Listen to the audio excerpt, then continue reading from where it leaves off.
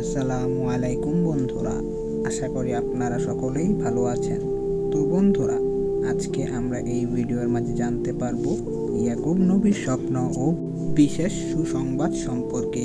তো বন্ধুরা, বেশি কথা না বলিয়ে মূল ভিডিও শুরু করা যাক। ইয়াকুব কেনান দেশে ফিরে আসলে তার সবচেয়ে ছোট ছেলে বিনিয়ামিনের জন্ম হয়। এখন ইয়াকুবের 12 জন সন্তান। তার ছেলেদের মধ্যে ইউসুফ ছিল তার সবচেয়ে প্রিয়। ইউসুফকে তিনি ভালোবাসতেন কারণ সে ছিল রাহেলার সন্তান। এছাড়াও সে ছিল তার বুড়ো বয়সের সন্তান। ইউসুফ ছিল ভালো ছেলে, বিশ্বস্ত এবং খুব জ্ঞানী। ইয়াকুব যিনি তাকে বেশি ভালোবাসতেন তার প্রমাণ হলো তিনি তাকে একটি নানা রঙের সুন্দর জামা বানিয়ে দিয়েছিলেন। এতে তার বড় ভাইদের খুব হিংসে হলো। একদিন ইউসুফ বলল, শুনেন, আমি একটা স্বপ্ন দেখেছি।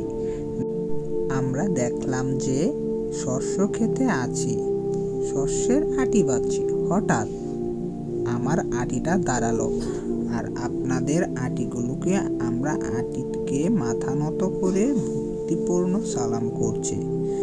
তার ভাইয়েরা তাকে ধমক দিয়ে বললেন, বেয়াদব, তুই কি মনে করেছিস যে তুই আমাদের শাসক হয়ে আমাদের উপর খবরদারি করবি?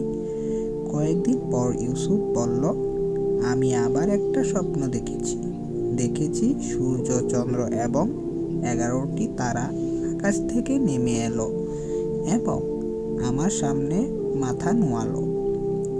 এতে ইউসুফের ভাইয়েরা তাকে আগের চেয়েও আরো বেশি ঘৃণা করলেন। তার সাথে কেউ ভালো করে কথাও বলতো না।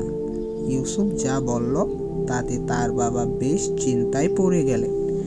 একদিন ইউসুফের ভাইয়েরা অনেক দূরে এক মাঠে ভেড়া চড়াতে গিয়েছিলেন। ইয়াকুব ইউসুফকে সেখানে পাঠালো, যেদিন সব ঠিকঠাক আছে কিনা তা দেখে আসে। ইউসুফের ভাইয়েরা তাকে আসতে দেখে বলাবলি করলেন, ওই দেখ, স্বপ্ন দর্শক আসছে, চল আমরা তাকে হত্যা করি। কিন্তু রুবেন তার প্রতি দয়া রাখলেন।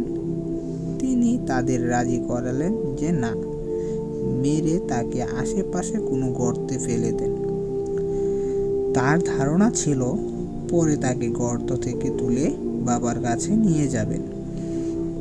যখন তারা খেতে বসলেন তখন একদল মাদিয়ানির ব্যবসায়ী সেই পথ দিয়ে যাচ্ছিলেন।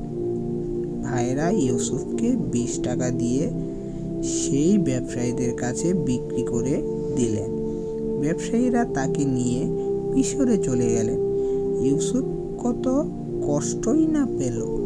একদিন তার ভাইরা একটি ছাগল মেরে তার বিশেষ জামাটা ডুবালেন রক্তের মাঝে। তাদের বাবা ইয়াকুব যখন সেই জামাটা দেখলেন তখন চিনতে পারলেন আর ভাবলেন, কোন বুনো পশু ইউসুফকে মেরে ফেলেছে। ছেলের জন্য তিনি কান্নাকাটিও করলেন।